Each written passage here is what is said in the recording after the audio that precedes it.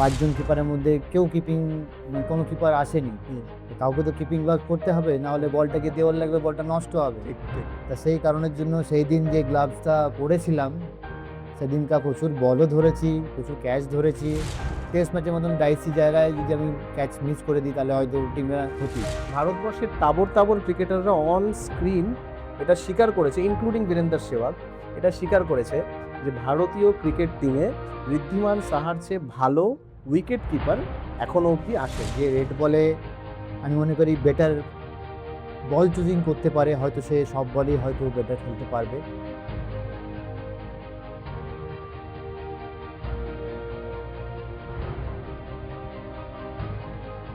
টেডভাইজার টক্সের আরও একটি নতুন এপিসোডে আপনাদের সবাইকে স্বাগত জানাই। টেডভাইজার টক্সে আমরা সবসময় চেষ্টা করেছি এমন পার্সোনালিটিদেরকে আমাদের অনুষ্ঠানে নিয়ে আসার যারা শিলিগুড়ি এবং নর্থ বেঙ্গলের নামকে গর্বিত করেছে।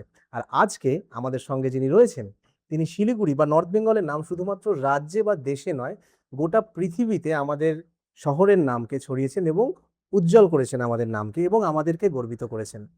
তিনি ভারতীয় ক্রিকেট দলের একজন প্রাক্তন ক্রিকেটার, উইকেট কিপার, ব্যাটসম্যান। আপনারা অলরেডি বুঝে গেছেন আমি কার ব্যাপারে কথা বলছি। আজকে আমাদের সঙ্গে রয়েছেন ভারতীয় ক্রিকেট দলের প্রাক্তন ক্রিকেটার ঋদ্ধিমান সাহা, আমাদের শিলিগুড়ি শহরের সকলের প্রিয় ঋদ্ধিদা। ঋদ্ধিদা, থ্যাংক ইউ, থ্যাংক ইউ। আপনাকে স্বাগত জানাই টেডভাইজার টক্সে। প্রথমেই একটা কথা শেয়ার করি যে আজকের এই যে পডকাস্টটা হচ্ছে এটা আমার জন্য একটা ড্রিম কাম ট্রু মোমেন্ট।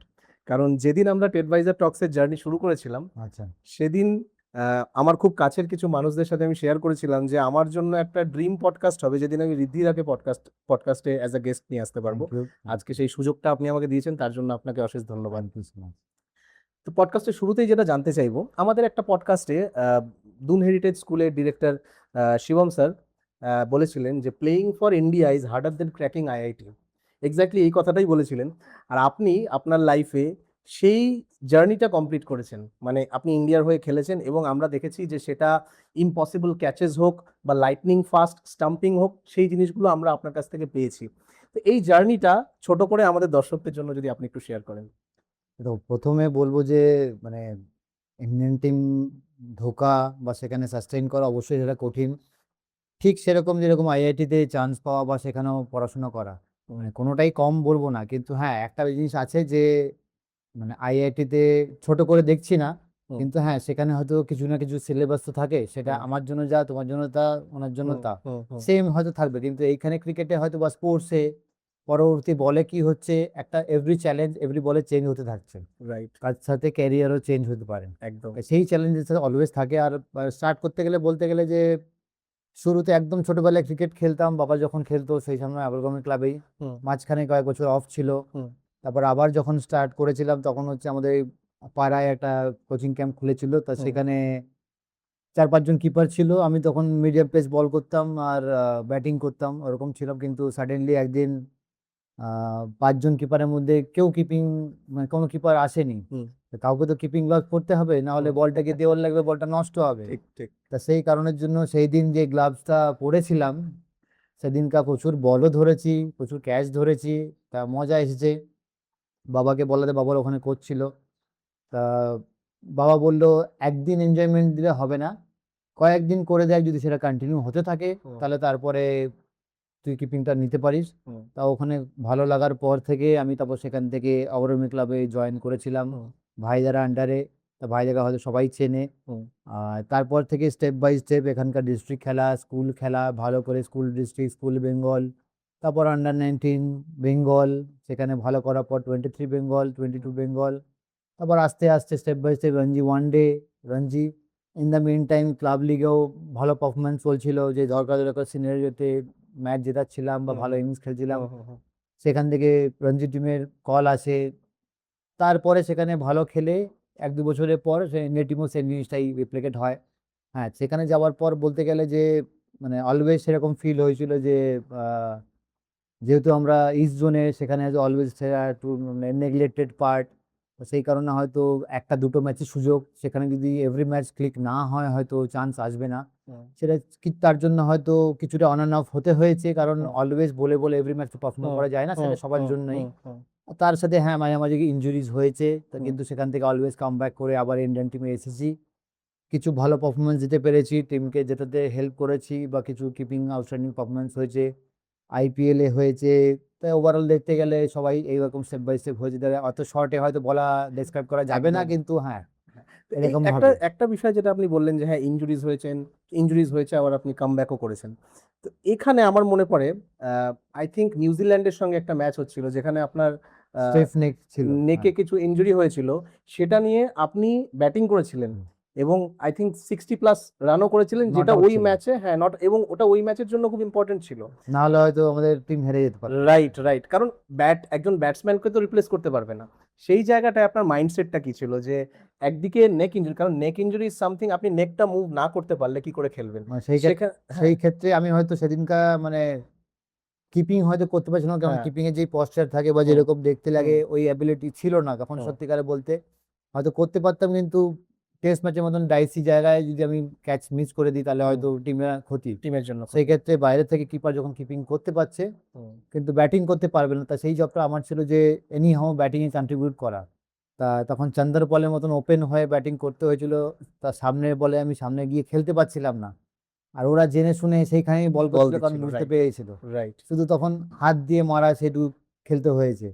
তা সেই সময় অক্ষর প্যাটেলের সাথে মোর দ্যান 100 রান পার্টনারশিপও হয়েছে, হুম, হুম, হয়তো টাইমও স্পেন্ড হয়েছে, আমাদের রান বিল্ড হয়েছে, সেটা হয়তো আমাদের ম্যাচটা হয়তো লাস্টে গিয়ে হয়তো 1 উইকেটের জন্য ম্যাচ জিততে পারিনি, হুম, কিন্তু আমরা একটা টাইমে হারার পজিশনে ছিলাম। সেখান থেকে এসে ম্যাচটা জিততে জিততে ড্র হয়েছে, সেদিকে বলবো যে ভালো।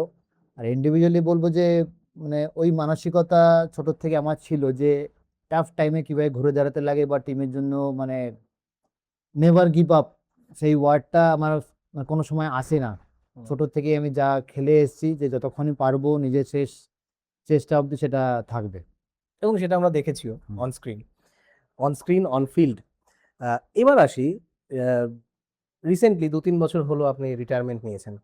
তো রিটায়ারমেন্টের আগের লাইফ আর এখনকার লাইফ এর মধ্যে মেজর ডিফারেন্স কি পাচ্ছেন?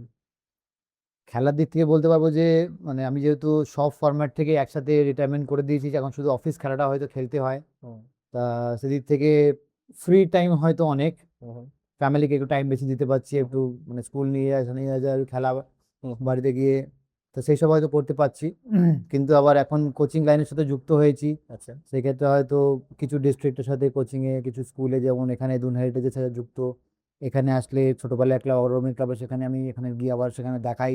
হুম, এছাড়া দুর্গাপুর, পুরুলিয়া, বাঁকুড়া, তারপর মানে কলকাতাতেও আছে। ওটা ছাড়া আন্ডার 23 বেঙ্গলের সাথে লাস্ট 2 বছর ধরে, মানে এবছরও আছি, পরের বছর আগের বছর ছিলাম। হুম, সেখানে কোচিং করতে গিয়ে এনজয়মেন্ট তো হচ্ছে, কিন্তু সেই ক্ষেত্রে প্লেয়ারের সময় যেই টাইমটা আমি হয়তো ফ্যামিলিকে বা হুম, টিমমেটদের দিতে পারতাম, কিন্তু এখন যেহেতু কোচ, হুম, সেই দায়িত্বটা অন্য। এখন সেই টাইমটা ফ্রি নয়, সেই টাইমটা অন্যভাবে আমাকে প্লেয়ারদের টিম বিল্ড করার হুম, জন্য হুম, সেই টাইমটা স্পেন্ড করতে হচ্ছে। সেক্ষেত্রে হয়তো সেই অন্যান্য জিনিসগুলো যেগুলো করতে পারতাম অ্যাজ এ প্লেয়ার হিসেবে, হুম, অ্যাজ এ কোচ হিসেবে হয়তো সেটা পারছি না। আচ্ছা। কিন্তু সেটা একটা এক টাইপের মানে এনজয়মেন্টও আছে বা এক্সাইটমেন্টও আছে যে কিন্তু এট কিছু দ্য প্রুভ সেম টাইম করার অ্যাজ আ ব্যাপার। প্লেয়ার এরকম অনেক কিছু ছিল সেটা যেটা সে সময় করতে পারতেন না কিন্তু এখন পারছেন।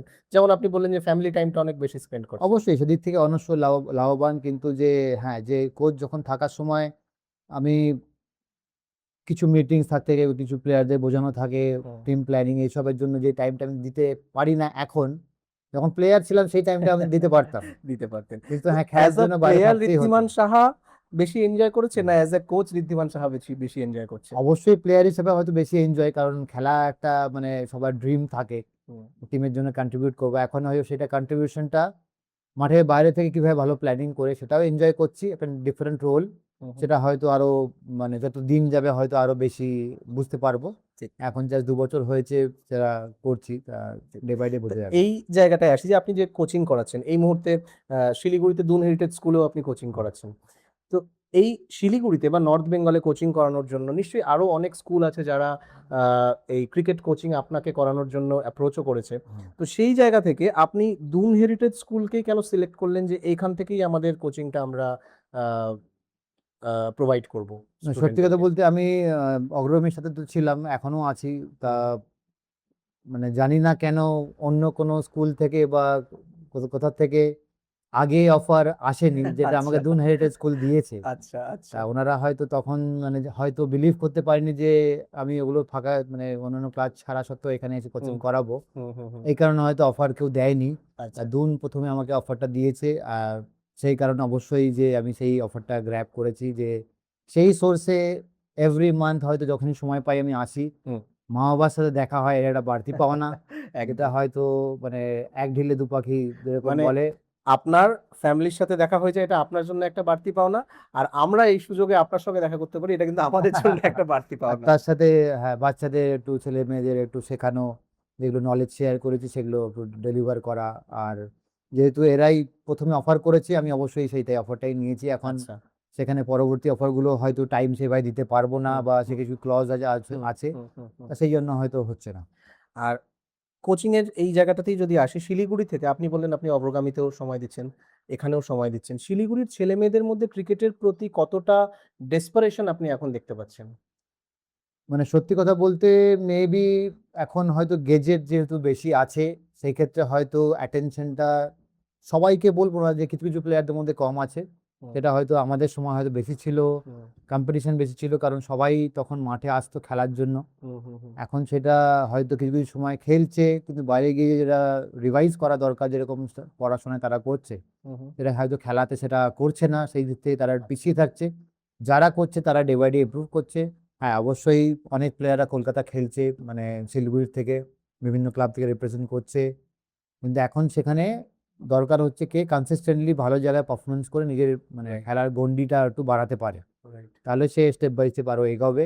এখন সেখানে যদি যেই কথাগুলো বললাম, হুম গেজেটস বা হুম হুম হুম হুম মেশিনারিজ, ফোন, হুম মোবাইল, যাই হোক, সেই জিনিসগুলো যদি বেশি ইনক্লুড হয়ে যায়, হুম। অন্য টাইমটা যদি কমে যায়, তাহলে রেজাল্টটাও কমই আসবে। এই সবের মধ্যেও কি পটেনশিয়াল দেখতে পাচ্ছেন? অবশ্যই আছে। কিছু কিছু প্লেয়াররা মানে কলকাতা গিয়ে ভালো খেলছে, কিন্তু সেখানে ওইটাই দরকার যে কনসিস্টেন্টলি একটা টিমকে ভালো খেলা, বা সেখান থেকে নিজের পারফরমেন্সকে বের করে এনে এমন এমন জায়গায় রান করা বা উইকেট নেওয়া, যেখানে টিম জিতবে, হুম হুম। সিলেক্টরদের সামনে, কোনো কর্মকর্তাদের সামনে, যেটা তাকে স্টেপ বাই স্টেপ আগে পৌঁছতে হেল্প করবে, তা সেই জিনিসটা বেশি দরকার। তো একটা জিনিস আপনি বললেন যে কনসিস্টেন্সি, যারা এখন খেলছে তাদের কনসিস্টেন্সিটা একটা জিনিস যেটার উপরে মেজর ইস্যু। তাদের, হ্যাঁ, যেটার উপরে তাদের কাজ করা উচিত। অ্যাজ আ কোচ যদি আমি জিজ্ঞাসা করি, যে অ্যাজ আ কোচ, কারণ আপনার অনেক স্টুডেন্টসরাও এই পডকাস্টটা দেখছে, অ্যাজ আ কোচ আপনি যদি আপনার স্টুডেন্টসদেরকে কোনো অ্যাডভাইস দিতে চান, যে তোমরা যদি, নট অনলি ইয়োর স্টুডেন্টস, যারা অন্য জায়গা থেকেও দেখছে, যারা ধরুন ক্রিকেট নিয়ে মানে অ্যাসপায়ারিং ক্রিকেটার্স, যারা যারা এখন খেলছে বা যাদের একটা ড্রিম আছে ইন্ডিয়ার জন্য খেলার, তাদের জন্য আপনি যদি কিছু অ্যাডভাইস দিতে চান যে এইভাবে প্র্যাকটিসটা করলে ওই লক্ষ্যে পৌঁছানো যেতে পারে। তা আমি কিছুক্ষণ আগে আমি আমারটাই বলেছিলাম, যে হ্যাঁ। আমি ছোট থেকে কোনো জিনিসে কাজ করা স্টার্ট করে দিলে, ইভেন কি সেটা ক্রিকেটের বাইরেও যদি হয়, যে হুম একটা হুম কাজ আমি করতে স্টার্ট করলাম, হুম হুম চেষ্টা করতাম যতক্ষণ না সেটা শেষ করছি ততক্ষণ অন্য একটা কাজ ধরবো না। হুম। ৫টা কাজ একসাথে না ধরে একটা কাজ ফিনিশ করো, নেক্সট কাজটা ধরো। আর যখন কাজটা ধরছো, নেভার গিভ আপ, যেটা আমি বললাম, সেই হুম হুম। অ্যাটিটিউডটা থাকতে হবে। তো একদম। সেটা প্র্যাকটিসের সময়ও যখন আমি একটা জিনিস করছি, বা কোনো কোচ আমাকে টাস্ক দিচ্ছে, সেই টাস্কটা কোচকে আমি কত তাড়াতাড়ি রেকটিফাই করে দিতে পারি, যাতে কোচ আমাকে নতুন কিছু বলে। হুম তো হুম। সেই জিনিসটাই এখন হচ্ছে মনে হয় একটু, যে আমরা রিসেন্ট টাইমে একটু পিছিয়ে আছি, যে হয়তো তারা জানছে সবই, কিন্তু করার সময় হয়তো একটু সেখান থেকে মানে রেসপন্সটা হয়তো একটু স্লো। আচ্ছা। তা সেটা একটু ইমপ্রুভ হলে ভালো। ওকে, গ্রেট। এবার আসি যে আপনারা যে সময় খেলা শুরু করলেন, হুম। সে সময় আমরা টিভিতে জেনারেলি দুটো ফরম্যাট দেখতে পেতাম, টেস্ট ক্রিকেট, ওয়ানডে ক্রিকেট। তারপরে ধীরে ধীরে এলো টোয়েন্টি অ্যান্ড আইপিএল। এই টোয়েন্টি অ্যান্ড আইপিএল, এটা নতুন ক্রিকেটারদের জন্য কতটা বেনিফিশিয়াল বলে আপনার মনে হয়? মানে যদি বলো যে মনিটরি দিক দিয়ে, সেটা অবশ্যই অবশ্যই বেনিফিশিয়াল আছে। বেনিফিট। আর যদি বলো যে ক্রিকেটিং স্কিল দিয়ে, হুম আমি এখনো মনে করি, আর আমার মনে হয় বড় বড় যারা ক্রিকেটার আছে হুম সবাই হয়তো সেদিক থেকে এগ্রি, হুম। যে করবে যে রেড বল ক্রিকেট বেশি একদম চ্যালেঞ্জিং, বেশি একদম। নিজের কি পোটেনশিয়াল আছে ক্লাসিক্যাল ওটা। এভরি এক্সপেক্টে, যে হুম তোমার স্কিলসে, পেশেন্সে, তুমি টেকনিক্যালি বেসিক্যালি কতখানি বেসিক দিয়ে স্ট্রং, সেসব জিনিসগুলো বেশি ভালো জানা যায়। হ্যাঁ, টি-20টা একটা নতুন ফরম্যাটে হুম আসছে, সেখানে নিজেদের অ্যাডভান্স ওয়েতে খেলে হুম সেখানেও প্রুভ করার ব্যাপার থাকে, নতুন কিছু জিনিস অ্যাডাপ্ট করতে পারে। কিন্তু হ্যাঁ, যে রেড বলে আমি মনে করি বেটার বল চুজিং করতে পারে, হয়তো সে সব বলই হয়তো বেটার খেলতে পারবে। কিন্তু এখন যদি শুধু আমি একটা ফরম্যাটের উপরেই টি-20-র উপরেই হুম। ফোকাস করি, হুম, তাহলে হয়তো আমার রেড বল ক্রিকেটটা হয়তো ইমপ্রুভ করবে না। করবে না, রাইট। কিন্তু আমি রেড বল ক্রিকেটে যদি জোর দিই, সেটাও খেলবো, ওয়ানডে তো হয়েই যাবে, আর টি-20তেও দেখবে আমি বেটার কানেক্ট করতে পারছি বল। অ্যাট দ্য সেম টাইম আমার যেটা মনে হয়েছে যে এই টি-20 বা আইপিএল হওয়ার ফলে অনেক ক্রিকেটার, জুনিয়র ক্রিকেটার্স, তারা কিন্তু অন্যান্য দেশের যে সিনিয়র ক্রিকেটার্স আছে তাদের সঙ্গে খেলার সুযোগ পেয়েছে। অবশ্যই কোথাও গিয়ে এটা হেল্প করছে তাদেরকে? অবশ্যই হেল্প করছে যে আমরা যে আমাদের দেশেরটা জানি বা আমাদের রাজ্যেরটা প্লেয়ারদের জানি, কিন্তু অন্যান্য দেশের এক একজনের প্রিপারেশন ডিফারেন্ট ডিফারেন্ট হুম, আছে।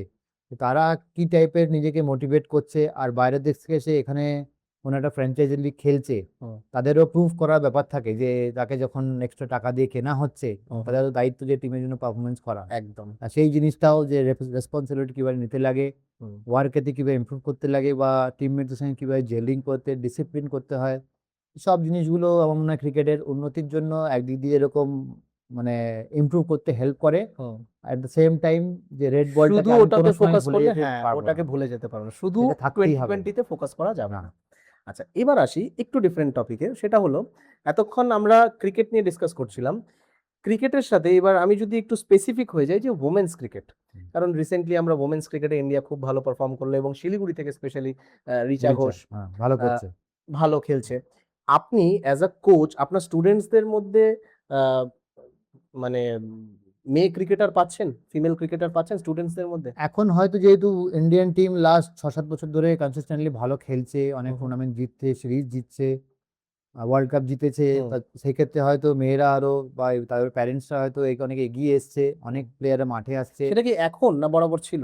বরাবরই ইনিশিয়ালি হয়তো ছিল না, যে আজ হুম, থেকে ধরো 10-15 বছর আগে অবশ্যই ছিল না, ছিল না, অনেক হ্যাঁ। মাত্রায় কম ছিল। হুম, সেই কারণে হয়তো যখন বেঙ্গল টিম রিপ্রেজেন্ট করতো, হয়তো হাতে গুনে ক্রিকেটাররাই সেখানে একদম, খেলতো। একদম। কিন্তু এখন সেখানে কম্পিটিশনস বেড়েছে, যে সব ডিস্ট্রিক্ট থেকে টুর্নামেন্টস বেড়েছে, খেলা বাড়ছে, ক্লাব, ডিস্ট্রিক্ট সব দিক থেকে এজ লিমিটেশন হিসেবে টুর্নামেন্ট বেড়েছে। হুম, সেক্ষেত্রে বেঙ্গল টিমের উপর চাপও পড়ছে। সেই একদম। ক্ষেত্রে কনসিস্টেন্টলি পারফরমেন্স যদি করতে না পারে, প্লেয়ার রিপ্লেসমেন্টও হচ্ছে, মানে সেক্ষেত্রে নতুন প্লেয়ার কম্পিটিশনটা তৈরি করার একটা চাহিদাও তৈরি হচ্ছে। অবশ্যই সেটা হুম, বেড়েছে। সেটা ইন্ডিয়ান টিম প্রুভ করেছে জন্যই সেটা হয়তো একদম। এখন ইনিশিয়াল ওয়ার্ল্ড প্লেয়ারদের কাপটা জন্য সে কারণেই হ্যাঁ, জিতেছি আমরা। অবশ্যই। শিলিগুড়ি থেকে রিচা ঘোষ এবং ঋদ্ধিমান সাহা, দুজন ইন্টারন্যাশনাল ক্রিকেটার আমরা পেয়েছি। কিন্তু শিলিগুড়িবাসীর মনে একটা কষ্ট কিন্তু রয়েই গেছে, যে শিলিগুড়িতে এখনো অব্দি কোনো ক্রিকেট স্টেডিয়াম নেই। আপনার কি মনে হয় এটা কি কারণ? এটা দেখো, আমরা অ্যাজ এ প্লেয়ার অলওয়েজ চাই যে যেখানে পারবো যত বেশি প্র্যাকটিস করার সাথে সাথে ম্যাচ খেলবো, যাতে হুম, নিজেদের ভুল ভ্রান্তিটা বা কি হুম, হচ্ছে, প্র্যাকটিস তো 100% আমি বেটার লাগছে, কিন্তু ম্যাচে হুম। গিয়ে যে সিচুয়েশনে ডেলিভার অ্যাকচুয়ালি করতে পারফর্ম পারছি না, করা, হ্যাঁ। হ্যাঁ, তো সেটা যতক্ষণ না আমরা ম্যাচ খেলবো, আর ম্যাচের জন্য চাই স্টেডিয়াম বা মাঠ। হুম, তা হয়তো মাঠ কিছু আছে, কিন্তু সেটা আমার মনে হয় না শিলিগুড়িতে হুম, মানে পুরো বছর মেনটেন হয়। হুম, তা সেদিক থেকে ল্যাকিংস অনেক আগের থেকেই ছিল, তো সেটা এখনো হয়তো আছে।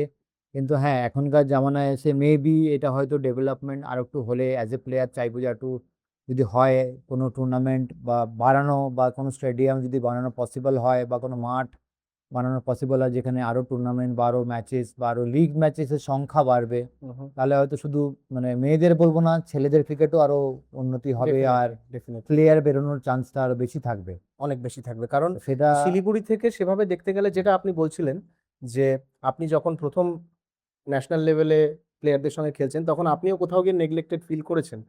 তো সেটা ওটাই, হ্যাঁ, যে আমরা যখন অ্যাজ এ প্লেয়ার যে চাই ম্যাচ বেশি খেলবো, এখন হুম, যদি ম্যাচের গ্রাউন্ডের সংখ্যা যদি একটা বা দুটোই থাকে, হুম, তাহলে একদিনে যদি দুটো ম্যাচ থাকে, ওই দুটো ম্যাচ ছাড়া আর অন্যখানে ম্যাচ খেলা পসিবল নয়। ঠিক। তো সেই ক্ষেত্রে এখন সেই ডিপার্টমেন্টে যারা দেখছেন, বা সেটা চাইবো যে এখানেও কিছুটা ডেফিনিটলি। হেল্প হোক, আপনি অ্যাজ আ যাতে ক্রিকেটার চাইবেন হ্যাঁ, যাতে এখানে একটা ক্রিকেট স্টেডিয়াম তৈরি হয় এবং স্টেডিয়াম নতুন বলবো না, যে ক্রিকেটার তৈরি গ্রাউন্ড হয়। হোক যেখানে এট লিস্ট ম্যাচেস গ্রাউন্ড হবে, হোক। আর সেটা through out the year maintain হলে, অবশ্যই লোক দরকার, টাকা পয়সা একদম, এক্সপেন্স করার লোক দরকার। একদম। তো সেটা যত আমাদের ক্রিকেটিং কালচার বাড়বে, এখন আমি চাই কিন্তু করছি না, বা আমার সামর্থ্য আছে কিন্তু আমি করছি না যেকোনো করছি কারণে না। হোক। হ্যাঁ, তা সেই জিনিসগুলো যদি সবাই একসাথে হয়ে আসে, আমার মনে হয় সেটা পসিবল। ওকে। আজকের ইন্টারভিউ এর একদম শেষ লগ্নে লাস্ট কোয়েশ্চেন করব। আমরা দেখেছি, আমি পার্সোনালি দেখেছি, কারণ আজকের ইন্টারভিউটা নেওয়ার আগে তো আমাকে অনেকটা বেশি স্টাডি করতে হয়েছে, বিকজ আমি বললাম যে এটা আমার ড্রিম ইন্টারভিউ হচ্ছে আজকে। Thank you. তো সেখানে ভারতবর্ষের তাবড় তাবড় ক্রিকেটাররা অন স্ক্রিন এটা স্বীকার করেছে, ইনক্লুডিং বীরেন্দর সেহবাগ, এটা স্বীকার করেছে যে ভারতীয় ক্রিকেট টিমে ঋদ্ধিমান সাহার চেয়ে ভালো উইকেট কিপার এখনো অবধি আসেনি, এটা তারা স্বীকার করেছে অন স্ক্রিন উইথ প্রুফ। সেখানে দাঁড়িয়ে ঋদ্ধিমান সাহার ফেভারিট উইকেট কিপার কে? আমার যদি ছোট থেকেই আমি যাদেরকে দেখে বড় হয়েছি, সেই ক্ষেত্রে যদি অনলি ক্রিকেট কিপিং স্কিলস যে বলা হয়, তাহলে ইয়ান হেলি, মার্ক বাউচার হয়তো আমার ফেভারিট। কিন্তু ওভারঅল প্যাকেজ দিয়ে যদি হয়, আমি ধোনিকেও একসাথে অনেকদিন খেলেছি, ইন্ডিয়ান টিম শেয়ার করেছি, কিন্তু তার থেকেও আগে রাখবো অ্যাডাম গিলক্রিস্টকে। ওকে, মানে ওভারঅল ব্যাটিং, কিপিং, পার্সোনালি আমিও মানে অ্যাডাম গিলক্রিস্টের অ্যাজ আ কিপার আমি ভীষণ বড় ফ্যান, কিন্তু আমাদের favourite wicket keeper always Riddhiman Saha. Because ওই যে আমি আমারটা শুরুতেই- জানি না, আমারটা তোমরা হয়তো বেটার বলতে পারো। আমি শুধু চেষ্টা করেছি যে ছোটবেলা থেকে যেগুলো শিখেছি, হুম। হয়তো ব্যাটিংয়ে কিছুটা নেগলেক্ট করে কিপিংয়ের উপর বেশি টাইম দিয়েছি, সে কারণে হয়তো সেটা বেটার হয়েছে। সেটাই চাইবো যে যদি আরো আজকের এই পডকাস্টে আমরা একটা সিক্রেট জানতে পারলাম যে আপনার উইকেট কিপিং এ আসাটা ওই একটা অ্যাক্সিডেন্ট যেদিন হয়েছিল যে 5 জন কিপারের মধ্যে কেউ আসেনি, হ্যাঁ, আপনাকে সেদিন গ্লাভসটা নিতে হয়েছিল এবং সে কারণে আমরা এই ফ্লাইং ক্যাচেস গুলো দেখতে পেরেছি। তো আরো একবার আপনাকে ধন্যবাদ জানাই যে Thank আপনি you. আমাদের এই পডকাস্টে আসলেন এবং আমাকে আমার স্বপ্ন পূরণের সুযোগ দিলেন। থ্যাংক ইউ আমি সো মাচ। আমার বিশ্বাস যে আজকের পডকাস্টটা যারা দেখছে তারাও ভীষণ আনন্দ পেয়েছে এই পডকাস্টটা দেখে, কারণ ঋদ্ধিমান সাহাকে কিন্তু খুব একটা পডকাস্টে আমরা দেখতে পাই না। তো আমরা আগ্রহ করব যে আগামীতে এইরকম আরো অনেক অনুষ্ঠানে আমরা আপনার কাছ থেকে এই ধরনের ইনসাইটস পাবো এবং আগামীর ক্রিকেটার যারা আছে তারা আপনাকে দেখে অনেক বেশি ইন্সপায়ার্ড হবে, আপনার ক্রিকেট দেখে এবং আপনার কথা শুনে তারা অনেক বেশি ইন্সপায়ার্ড হবে। আপনারা যারা এই পডকাস্টটা দেখলেন, আপনাদের যদি মনে হয় আপনাদের পরিচিত কারো জন্য এই পডকাস্টে কোনো ইম্পর্টেন্ট ইনফরমেশন আছে, তার সাথে এই পডকাস্টটা অবশ্যই শেয়ার করবেন। জুড়ে থাকুন টেডভাইজার পেজের সঙ্গে এবং দেখতে থাকুন টেডভাইজার টক্স। ধন্যবাদ। Thank you.